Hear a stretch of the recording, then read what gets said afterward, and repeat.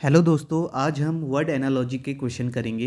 ये जो क्वेश्चन मैंने लिए हैं ये आपका एसएससी सीजीएल 2021 में जो लेटेस्ट एग्ज़ाम हुआ था उससे लिए हैं। तो यहाँ पे टोटल 42 क्वेश्चन आए थे। तो यहाँ पे हम दो पार्ट में इन क्वेश्चन को करेंगे। ये आपका पार्ट 1 है। यहाँ पे 21 क्वेश्चन करेंगे, 21 क्वेश्चन इसके बाद आएंगे। लेकिन आपका सपोर्ट बने रहना चाहिए। आप लाइक करें, कमेंट करें, चैनल को सब्सक्राइब जरूर करें, अपना सपोर्ट बनाए रहें। और ये आपके क्वेश्चन जो हैं ये आपके आने वाले एग्जाम के लिए इंपॉर्टेंट है। यहाँ पे आप देखिए किस तरीके के क्वेश्चन पूछे जाते हैं। यहाँ पे जो क्वेश्चन पूछा जाता है, select the option in which the words share the same relationship as that shared by the given pair of word. तो यहाँ पे जो आपका संबंध इन दोनों के बीच में होता है वही संबंध आपको ऑप्शन से ढूंढना होता है। ठीक है, तो यहाँ पे जो इंपॉर्टेंट बात है आपका वर्ड एनालॉजी में, मैंने पहले भी आपको कई सारे क्वेश्चन कराए हैं, यहाँ पे भी मैं आपको बताऊंगा। आपको नॉलेज होना जरूरी है। यानी कि आप जैसे और क्वेश्चन एनालॉजी के होते हैं वहाँ पे आपको लॉजिक सोचना होता है, यहाँ पे आपको नॉलेज होनी जरूरी है। किस तरीके के क्वेश्चन पूछे जाते हैं, जैसे यहाँ पे आपसे पूछा जाएगा, कैपिटल पूछ ली जाएगी यहाँ पे एक की, जैसे इंडिया की आपकी राजधानी दिल्ली होगा तो ऑप्शन से आपको बताना होगा कि किसकी राजधानी कहाँ है। अगर आपको पता ही नहीं होगा कि कैपिटल कहाँ है तो आप उन क्वेश्चन को नहीं कर सकते। ठीक है, तो यहाँ पे आपसे कैपिटल पूछा जा सकता है। ठीक है, आपसे ये पूछा जा सकता है कि किसी की स्टडी को क्या बोलते हैं। ठीक है, ऑप्शन में आपको दिया होगा कि दो, एक जगह आपको दिया होगा इसकी स्टडी को ये बोलते, तो आपको बताना होगा ऑप्शन से बाकी स्टडी में से आपका कौन सा सही है। ठीक है, इस तरीके से यहाँ पे आपका ग्रुप ऑफ वर्ड्स भी पूछे जा सकते हैं। ठीक है, किसी के ग्रुप को हम क्या बोलते हैं, इस तरीके से संबंध पूछे जा सकते हैं। ठीक है, आपको करेंसी याद होनी चाहिए। ठीक है, करेंसी पूछी जा सकती है। जैसे कोई नेशनल पार्क है, नेशनल पार्क यहाँ है तो वो दूसरा नेशनल पार्क कहाँ है, तो टोटल मिला के यहाँ पे जो है आपका जीके से क्वेश्चन पूछे जाते हैं। ठीक है, जीके यानी कि अगर आप जीके जीएस की तैयारी कर रहे हैं तो वो क्वेश्चन यहाँ भी पूछे जाएंगे। समझ में आ गया। जैसे यहाँ पे ये पूछ लिया जाएगा, विटामिन ए से ये रोग होता है, रतौंधी रोग होता है, तो विटामिन बी से क्या है। अगर आपको वो नहीं पता होगा तो आप नहीं कर सकते। और यहाँ पे आप कई सारे क्वेश्चन जो है ऑप्शन से एलिमिनेट करते हुए भी कर सकते हैं। ठीक है, कुछ चीज़ें पता होंगी तो उसको आप सीधे एलिमिनेट कर सकते हैं। जैसे आप यहाँ पे पहला क्वेश्चन देखेंगे, पहला क्वेश्चन है क्रिकेट क्रिकेट शिखर धवन, यानी कि जो शिखर धवन का स्पोर्ट्स है वो क्रिकेट है, वो क्रिकेट खेलता है शिखर धवन। तो ऐसे ही आपको ऑप्शन बताना है कौन सा खिलाड़ी आपका सही है उस खेल से संबंधित। ठीक है, तो यहाँ पे आपको चीज़ें पता होनी चाहिए। तो मैंने आपको बताया कि यहाँ पे आपको कैपिटल पूछी जा सकती हैं। ठीक है, कैपिटल पूछी जा सकती है, करेंसी पूछी जा सकती है, नेशनल पार्क पूछे जाते हैं। टोटल आप ये समझिए कि यहाँ पे जीके जीएस के क्वेश्चन पूछे जाते हैं। ठीक है, इस तरीके के क्वेश्चन पूछे जाते हैं। तो आपको नॉलेज होनी जरूरी है, उनके बारे में पता होना चाहिए। अब जैसे यहाँ पे देखो, यहाँ पे मैंने आपके लिए इंग्लिश और हिंदी दोनों में क्वेश्चन तैयार किए हैं। ठीक है, आप यहाँ से इंग्लिश वाला ऑप्शन यहाँ पे चूज करें और हिंदी वाले हिंदी वाला। पहले खुद से सोच लें कि इसका आंसर क्या होगा, फिर देखें उसका आंसर है क्या। इससे आपकी प्रैक्टिस भी हो जाएगी। तो पहला क्वेश्चन देखें, क्रिकेट शिखर धवन है, तो आपको ऑप्शन से देखना है कि कौन सा आंसर होगा। अब आप एलिमिनेट कैसे कर सकते हैं, जैसे आपको कुछ तो पता होंगे। जैसे आपने देखा साइना नेहवाल, फोर्थ ऑप्शन देखे साइना नेहवाल, आपको पता है साइना नेहवाल किस खेल से संबंधित है। साइना नेहवाल जो है वो बैडमिंटन से है, तो ये आपका आंसर गलत है। ठीक है, ये आपका नहीं होगा क्योंकि यहाँ संबंध यही है, रिलेशनशिप आपने पहले ढूंढ लेनी है। क्रिकेट शिखर धवन है। ठीक है, शिखर धवन जो है वो क्रिकेट खेलता है। वैसे ही आप यहाँ से फोर्थ ऑप्शन एलिमिनेट कर सकते हैं। ठीक है, इस तरीके से अगर आपको पता होंगे तो आप एलिमिनेट से भी आप अपने आंसर कर सकते हैं। तो इसका आंसर जो हो जाएगा वो आपका फर्स्ट ऑप्शन होगा। जो मैरी कॉम है वो आपका बॉक्सिंग से है। हिंदी में आप देखेंगे तो हिंदी में आपका कौन सा ऑप्शन हो जाएगा, थर्ड ऑप्शन मैरी कॉम जो है वो आपका मुक्केबाजी से। आप देखेंगे रानी रामपाल जो है वो कबड्डी से नहीं है, रानी रामपाल जो है वो किससे संबंधित है, हॉकी से संबंधित। तो ये आपका आंसर गलत हो जाएगा। और दीपा कर्माकर आपका रेसलिंग से नहीं है, दीपा कर्माकर आपका किससे हैं, जिम्नास्टिक्स से हैं। तो आपके तीनों ऑप्शन इस तरीके से यहाँ पे रॉन्ग हो गए। आपका आंसर क्या होगा, first option boxing Mary Kom, Hindi English में, और हिंदी में आपका थर्ड ऑप्शन होगा। ठीक है, इसी तरीके से हम क्वेश्चन करेंगे। नेक्स्ट क्वेश्चन देखें, यहाँ पे देखें इसका आंसर क्या होगा। अब यहाँ पे देखें घोड़ा हिनहिनाना लिखा है, तो आपको बताना है कि यहाँ पे कौन सा आपका आंसर सही होगा। तो आप यहाँ पे लॉजिक क्या होगा, घोड़ा हिनहिनाना, यानी कि जो भी घोड़े की साउंड है, घोड़े की जो आवाज़ है वो क्या होती है, हिनहिनाना होती है। ठीक है, आप हॉर्सेस नहीं बोल सकते यहाँ पे। तो ऑप्शन से आप ढूंढे कि किसकी आवाज़ सही है। अगर आपको यहाँ पे पता होगा तो आप आसानी से इन क्वेश्चनों को करेंगे, नहीं पता होगा तो आप नहीं कर सकते। ठीक है, तो यही मैंने आपको बताया। तो यहाँ पे इसका आंसर क्या हो जाएगा, यहाँ पे इसका आंसर हो जाएगा थर्ड ऑप्शन डक्स क्वैक। जो डक्स की जो साउंड होती है वो आपकी क्या होती है, क्वैक होती है। हिंदी में आपका हो जाएगा सेकेंड ऑप्शन बतख कैं कैं करना। ठीक है, इस तरीके से आप कह सकते हैं, ये इसका आंसर होगा। ठीक है, नेक्स्ट क्वेश्चन देखते हैं।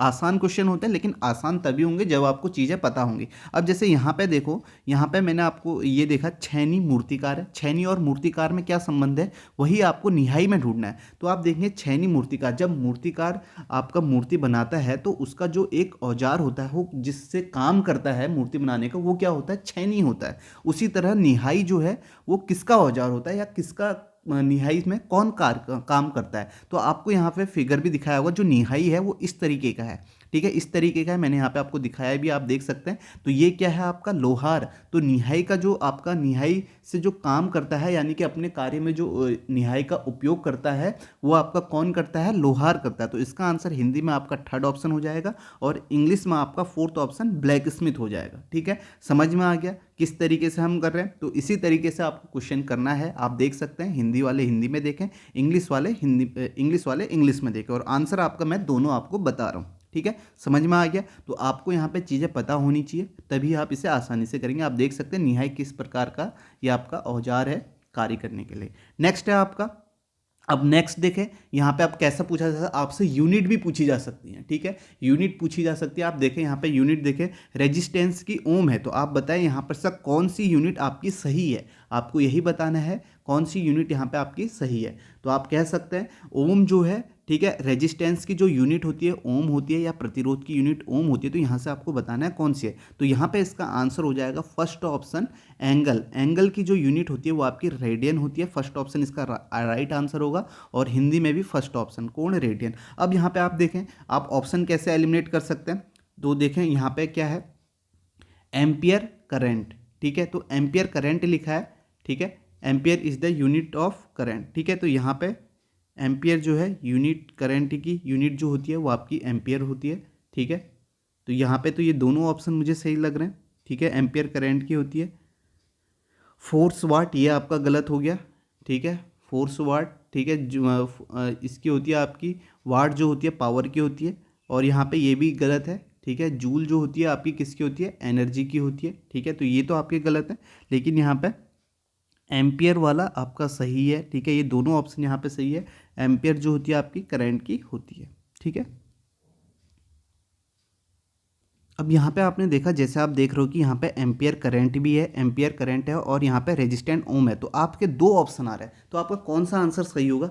आप यहाँ पे देखेंगे, जो यहाँ पे रेजिस्टेंस है, रेजिस्टेंस की जो यूनिट है वो यहाँ साइड दी गई है। ठीक है, आप देख सकते हैं राइट साइड में आपका यूनिट दी गई है, लेकिन सेकेंड ऑप्शन में देखो यहाँ पे आपका लेफ्ट साइड में यूनिट दी गई है। तो इसका मतलब ये आपका आंसर नहीं होगा यहाँ पे सेकेंड ऑप्शन, और ये एम्पियर धारा नहीं होगा। जो आपका आंसर होगा फर्स्ट ऑप्शन होगा एंगल रेडियन। ठीक है, इस तरीके से भी आपको देखना है। यहाँ पे ऑप्शन कंफ्यूज है। ठीक है, आप देखेंगे कि दोनों जगह यूनिट आपकी सेम है, लेकिन जो आप देखेंगे यहाँ पे यूनिट जो दी गई है वो आपका राइट साइड में दी गई है। ठीक है, आप देख सकते हैं राइट साइड में। तो इसका आंसर क्या हो जाएगा, फर्स्ट ऑप्शन हो जाएगा एंगल रेडियन। ठीक है, यही इसका ऑफिशियल आंसर भी है। ठीक है, तो यहाँ पे कंफ्यूज हो सकते हैं, लेकिन आप एक बार प्रैक्टिस कर लेंगे, ठीक है, आपको पता चल जाएगा, तो आप वहाँ पे कंफ्यूज नहीं होंगे। तो इसका आंसर आपका सेकेंड और थर्ड ऑप्शन नहीं होगा। ठीक है, कैसे नहीं होगा ये भी मैंने आपको बता दिया है। नेक्स्ट क्वेश्चन देखते हैं। नेक्स्ट देखें यहाँ पे, तो यहाँ पे आपका दिया गया है हैंड राइटिंग, ग्राफोलॉजी और हस्तलेख। आपको बताना है, हस्तलेख हिंदी में ग्राफोलॉजी दिया है, तो यहाँ से आपको बताना है इसका क्या ऑप्शन सही होगा। तो बताएं यहाँ पे क्या होगा इसका सही। तो यहाँ पे आप देखेंगे, जो स्टडी होती है वो हैंड राइटिंग की, उसे हम क्या बोलते हैं, ग्राफोलॉजी बोलते हैं। और सेम जो स्टडी होती है मैटर की, उसे हम भौतिकी बोलते हैं। ठीक है, भौतिकी में हम स्टडी करते हैं मैटर की। ठीक है, तो ग्राफोलॉजी में जो हम स्टडी करते हैं हस्तलेख की करते हैं, हैंड राइटिंग की करते हैं। तो यहाँ पे इसका आंसर हो जाएगा थर्ड ऑप्शन मैटर फिजिक्स, और यहाँ पे पदार्थ भौतिकी। ठीक है, समझ में आ गया होगा आपको किस तरीके से यहाँ पे रिलेशन है, क्या रिलेशन है। ठीक है, तो यहाँ पे ग्राफोलॉजी में जो हम स्टडी करते हैं वो हैंड राइटिंग की करते हैं, और भौतिकी में जो स्टडी करते हैं वो आपकी मैटर की करते हैं। ठीक है, तो ये इसका आंसर हो जाएगा यहाँ पे थर्ड ऑप्शन। नेक्स्ट क्वेश्चन देखते हैं।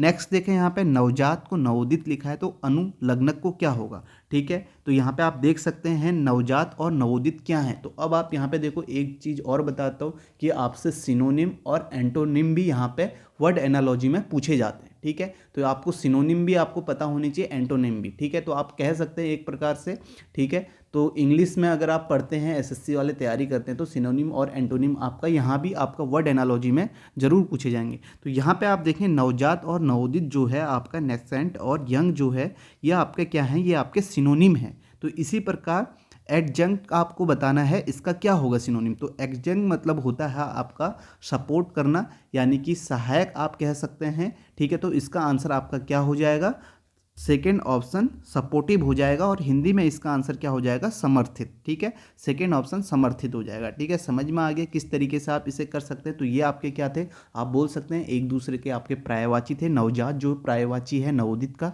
उसी तरह अनुलग्नक का जो पर्यायवाची है वो समर्थित है, ठीक है। तो आप इंग्लिश में आप देख सकते हैं इसका सपोर्टिव आंसर होगा, यहाँ पे आपका समर्थित होगा। नेक्स्ट क्वेश्चन देखते हैं। नेक्स्ट क्वेश्चन है आपका, आप देखो चिकन का फ्लॉक है, तो बियर का आपको बताना है इसका आंसर क्या होगा। तो बताएं यहाँ पे क्या होगा। तो मैंने आपको बताया कि जो चिकन का ग्रुप होता है उसे यहाँ पे फ्लॉक बोलते हैं। तो इसी तरह जो बियर का ग्रुप होता है उसे क्या बोलते हैं आपको बताना है। अगर आपको ये पता होगा तो आप सीधे इसका आंसर 1 सेकेंड में लगाएंगे, नहीं पता होगा तो आप इसे नहीं कर सकते। तो इसीलिए आपको पता होना चाहिए, और जीके जीएस आप अपनी अच्छी करें, और किस तरीके के क्वेश्चन यहाँ पे वर्ड एनालॉजी में पूछे जाते हैं वो देखें। और आप देखें हर शिफ्ट में 2 क्वेश्चन ये पूछे गए हैं। तो इसका आंसर क्या हो जाएगा, यहाँ पे स्लूथ हो जाएगा, सेकेंड ऑप्शन इसका आंसर हो जाएगा। बियर के जो आपका ग्रुप होता है उसे हम स्लूथ बोलते हैं, और हिंदी में आपका टोहिया हो जाएगा, ठीक है। सेकेंड ऑप्शन टोहिया। नेक्स्ट क्वेश्चन देखते हैं।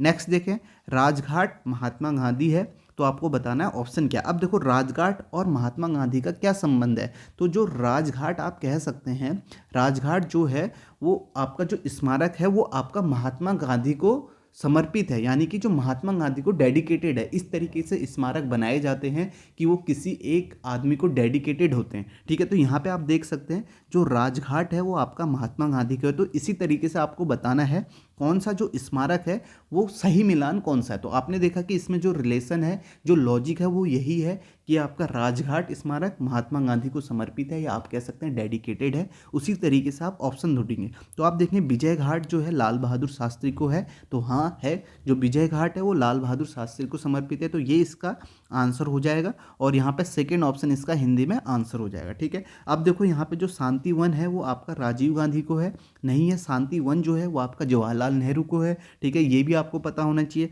अब जो शक्ति स्थल है वो संजय गांधी को है, ये नहीं है। शक्ति स्थल जो है वो आपका इंदिरा गांधी को है। उसके बाद वीरभूमि, वीरभूमि किसको है, वीरभूमि आपका राजीव गांधी को है, इंदिरा गांधी को नहीं है, ठीक है। तो इस तरीके से आप ऑप्शन भी एलिमिनेट कर सकते हैं। तो यहाँ पे जो इसका आंसर हो जाएगा वो आपका सेकेंड हो जाएगा। विजय घाट जो है वो आपका लाल बहादुर शास्त्री को समर्पित स्मारक है, ठीक है। नेक्स्ट क्वेश्चन करते हैं।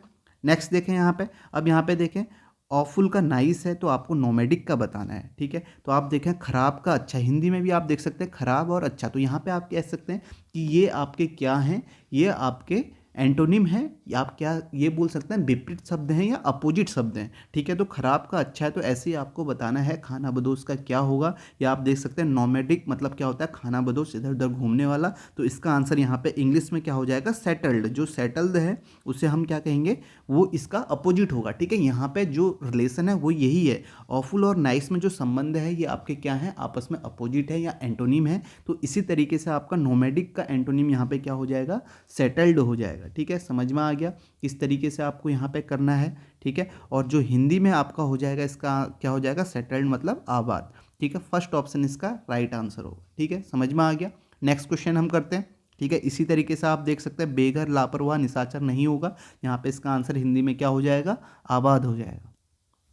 नेक्स्ट क्वेश्चन है, तो यहाँ पे आप देखें, ठीक है। क्वेश्चन यहाँ पे पढ़ने की जरूरत नहीं है, सारे वर्ड एनालॉजी के ही, बस आपको यहाँ पे रिलेशनशिप ढूंढना है। तो अब यहाँ पे देखें जो डेंटिस्ट है उसका हॉस्पिटल है, तो अब यहाँ पे क्या संबंध हो सकता है, क्या रिलेशन हो सकता है, आप बताएं। तो आप ये कह सकते हैं जो डेंटिस्ट है जो वर्क करता है कहाँ करता है, हॉस्पिटल में जाके करता है, ठीक है। हॉस्पिटल में डेंटिस्ट का वर्क होता है। तो इसी तरीके से आप ऑप्शन ढूंढ सकते हैं। तो आप यहाँ पे ऑप्शन ढूंढेंगे तो यहाँ पे आप देखेंगे डॉक्टर उपचार, इसमें कोई संबंध नहीं है। इस तरीके से अपराधी पुलिस थाना, इसमें भी इस तरीके का कोई संबंध नहीं है। जो हमने हमने संबंध यहाँ ढूंढा है। दंत चिकित्सक जो है वो अपना कार्य कहाँ करता है, हॉस्पिटल में करता है, ठीक है, हॉस्पिटल में जाता है, प्राइमरी वर्क उसका हॉस्पिटल में होता है। तो इस तरीके से अभियंता डिजाइन, इसमें भी कोई संबंध नहीं है। यहाँ पे आप कह सकते हैं प्रोफेसर का जो आपका प्राइमरी वर्क होता है वो कहाँ होता है, विश्वविद्यालय में होता है। तो इसका मतलब आपका आंसर क्या हो जाएगा, फोर्थ ऑप्शन हो जाएगा। और इंग्लिश में आपका जो हो जाएगा प्रोफेसर यूनिवर्सिटी हो जाएगा, ठीक है। समझ में आ गया क्या लॉजिक था, किस तरीके से हमने यहाँ पे किया, ठीक है। नेक्स्ट क्वेश्चन देखते हैं। नेक्स्ट आप देखेंगे, अब देखो जो आपका कार्टेज है वो आपका प्रिंटर है और मदरबोर्ड आपको बताना है। अब देखो कार्टेज और प्रिंटर में क्या संबंध है, अगर जिसको भी पता होगा, जिसने भी अभी मतलब नॉलेज होगी, तो वही इस क्वेश्चन को कर सकता है, ठीक है। तो आप ये बोल सकते हैं जो कार्टेज है वो प्रिंटर का एक कंपोनेंट है, ठीक है। तो ये आप कह सकते हैं प्रिंटर में कार्टेज का यूज होता है। तो इसी प्रकार से आप बताओ कि मदरबोर्ड कहाँ लगता है, कहाँ यूज होता है मदरबोर्ड का, मदरबोर्ड किसका एक कंपोनेंट है, ठीक है। इंपोर्टेंट कंपोनेंट मदरबोर्ड किसका है, कौन से पार्ट का है। अगर आप ऑप्शन में देखेंगे मॉनिटर का है मदरबोर्ड, नहीं, मशीन नहीं, कीबोर्ड का नहीं, तो यहाँ पे आप देखोगे सेंट्रल प्रोसेसिंग यूनिट यानी कि सीपीयू। तो सीपीयू का जो है आपका मदरबोर्ड क्या है, एक इंपोर्टेंट कंपोनेंट है। तो आपका आंसर क्या हो जाएगा, फोर्थ ऑप्शन इसका राइट आंसर हो जाएगा सीपीयू, ठीक है। समझ में आ गया नहीं। और हिंदी में जो इसका हो जाएगा केंद्रीय प्रकमण इकाई, central processing unit, third option इसका राइट आंसर होगा, ठीक है। क्या लॉजिक था ये भी आपको समझ में आ गया होगा किस तरीके से हमने किया। नेक्स्ट क्वेश्चन देखते हैं। नेक्स्ट देखो, अब देखो यहाँ पे कैपिटल पूछी गई है। अगर आपको पता ही नहीं होगी तो आप इस क्वेश्चन को कर सकते हैं, नहीं कर सकते, और पता होगी तो एक सेकेंड भी आपको नहीं लगेगा। अब यहाँ पे देखो कनाडा की ओटावा है, क्यूबा की आपको बताना है। तो यहाँ पे जो रिलेशनशिप है, जो आपका लॉजिक है वो यही है कि कनाडा की जो आपकी राजधानी है, कैपिटल है, वो ओटावा है। तो क्यूबा किसकी है आपको बताना है। तो यहाँ पे जो क्यूबा की जो राजधानी है वो क्या है, हवाना है। तो इसका आंसर क्या हो जाएगा, थर्ड ऑप्शन इसका राइट आंसर होगा। अगर आपको ऑप्शन में पता होगी कि बर्न, मैड्रिड, ओस्लो किसकी है, तो आप ऐसे भी एलिमिनेट कर सकते हैं, ठीक है। तो यहाँ पे बस टोटल बात यही है कि आपको चीज़ें पता होनी चाहिए। तो इसका आंसर क्या हो जाएगा, थर्ड ऑप्शन हवाना, ठीक है। हवाना जो है वो आपकी क्यूबा की कैपिटल है। नेक्स्ट क्वेश्चन देखते हैं। नेक्स्ट है आपका, आप देखें डर्मेटोलॉजिस्ट स्किन है, तो यहाँ पे आपको नियंटोलॉजिस्ट बताना है क्या होगा। तो बताएं यहाँ पे क्या होगा। तो आप ये कह सकते हैं डर्मेटोलॉजिस्ट क्या होता है। डर्मेटोलॉजिस्ट वो होता है जो स्किन से रिलेटेड जो भी आपकी प्रॉब्लम होती है उसको उसका ट्रीटमेंट करता है, ठीक है। आप ये कह सकते हैं, ठीक है, ये रिलेशन बना सकते हैं, ठीक है। स्किन से रिलेटेड जो भी प्रॉब्लम होती है यानी कि जो भी डिसीज होती है उसके लिए आप किसके पास जाते हैं, आप डर्मेटोलॉजिस्ट के पास जाते हैं। तो इसी तरह आपका नियंटोलॉजिस्ट का काम क्या होता है, नियंटोलॉजिस्ट का काम होता है नवजात शिशु, ठीक है। नवजात शिशु से जो भी आपका रिलेटेड प्रॉब्लम होती है या आपका नवजात शिशु के लिए जो डॉक्टर होता है, ठीक है, हम किसके पास जाते हैं, उससे क्या कहते हैं, नियंटोलॉजिस्ट कहते हैं। तो इसका आंसर क्या हो जाएगा, सेकेंड ऑप्शन हो जाएगा नवजात शिशु। और यहाँ पे आप कह सकते हैं सेकेंड ऑप्शन इन्फेंट्स, ठीक है। समझ में आ गया किस तरीके से आपने करना है। नेक्स्ट क्वेश्चन देखते हैं।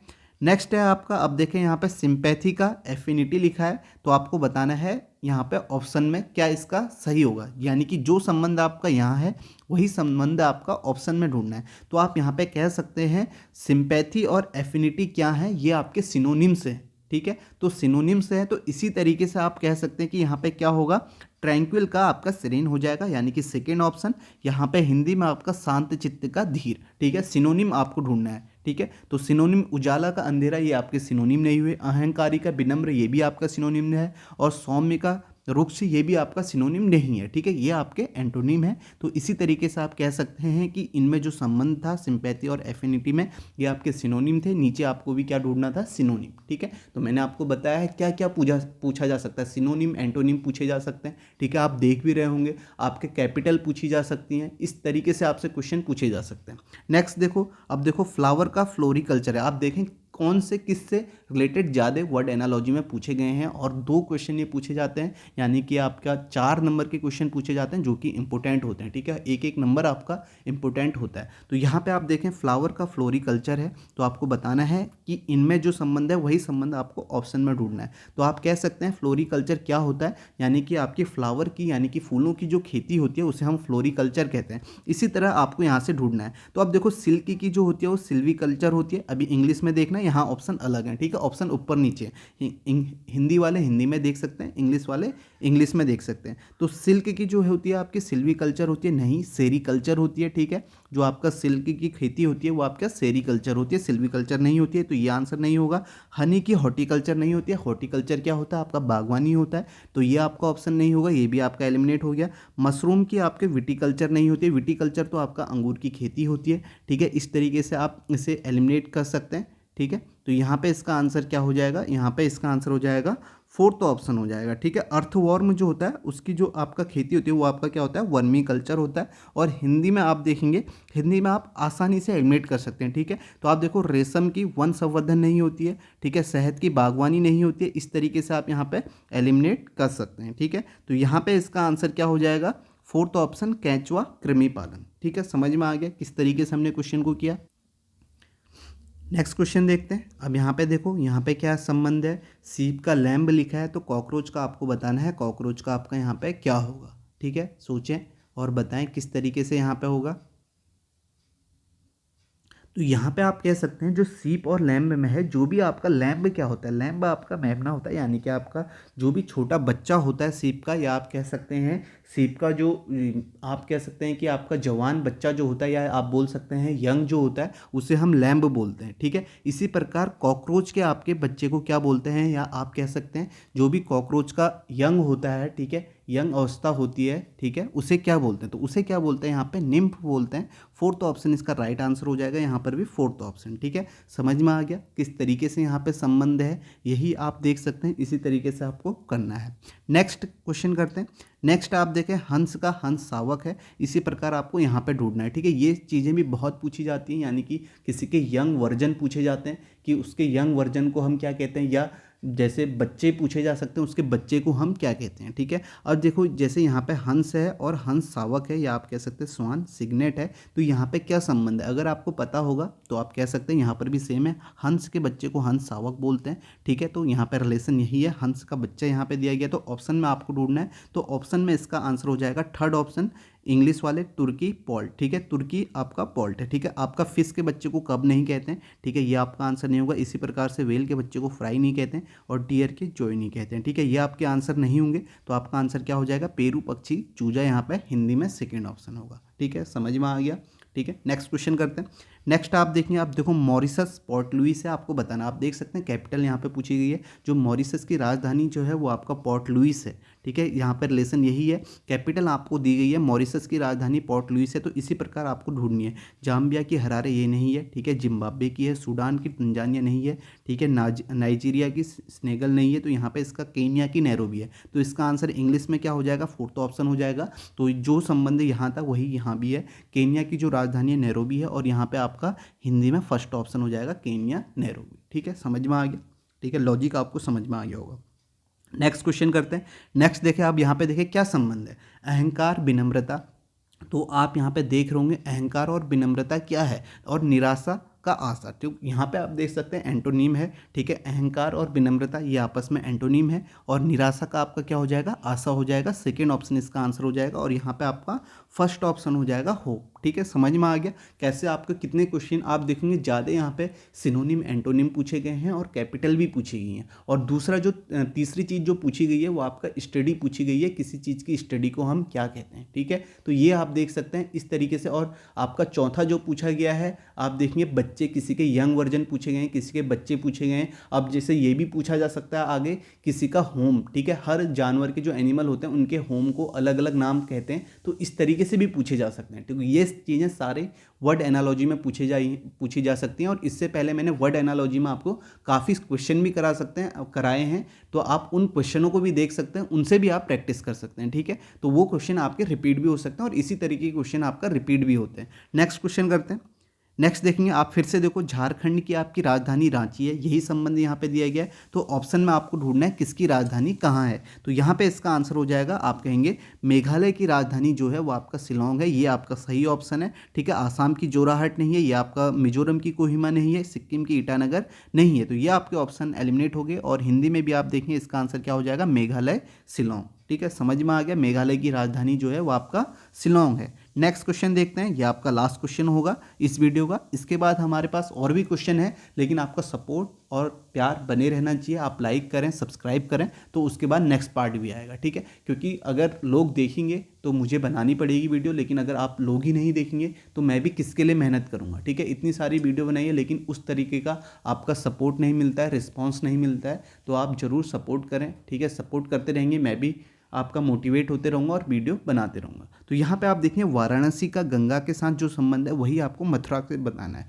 तो आप यहाँ पे देखें, जो वाराणसी जो है वो गंगा नदी के तट पर है, ठीक है। ये संबंध है यहाँ पे। अब आपको ये भी पता होना चाहिए कि मथुरा जो है वो आपका किस नदी के तट पर है। अगर आपको पता होगा तो आप एक सेकेंड भी नहीं लगेगा, नहीं पता होगा तो आप इसे नहीं कर सकते हैं। तो इसका आंसर क्या हो जाएगा, जो मथुरा जो है वो यमुना नदी के तट पर है। फोर्थ ऑप्शन इसका आंसर होगा। और हिंदी वालों के लिए यहाँ पे थर्ड ऑप्शन इसका राइट आंसर होगा, ठीक है। समझ में आ गया। तो यहीं पर जो भी क्वेश्चन आपके वर्ड एनालॉजी के थे, आपके आधे क्वेश्चन मैंने करा दिए। टोटल 42 क्वेश्चन पूछे गए थे, आधे इसके बाद आएंगे। आप अपना सपोर्ट जरूर करें। और मैं आपको एसएससी सीजीएल में जो भी टॉपिक वाइज क्वेश्चन पूछे गए थे उसका लिंक जो है वो आपको डिस्क्रिप्शन में दे दूंगा, प्लेलिस्ट का लिंक दे दूंगा, आप वहाँ से देखें।